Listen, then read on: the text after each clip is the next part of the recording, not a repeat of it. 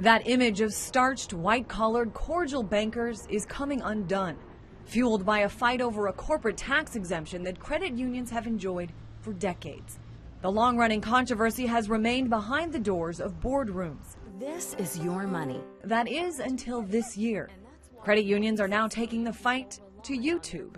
Credit unions return their earnings to their members. For the first time in the credit union's 70-year history, there's a real fear Congress will eliminate that exemption.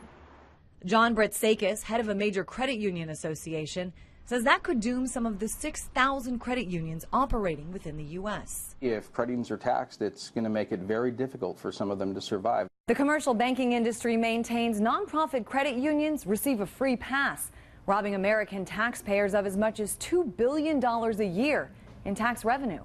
Bretsakis says that's simply nonsense. Credit unions do pay tax. They pay payroll tax, they pay property taxes that go to pay for those municipalities. Commercial bankers often complain to Congress about an unfair market advantage that credit unions have, claiming the nonprofit cooperatives are a real threat. That at a time when some commercial banks are recording near record profits. The number of credit unions have actually shrunk over the last several years, especially since 2009.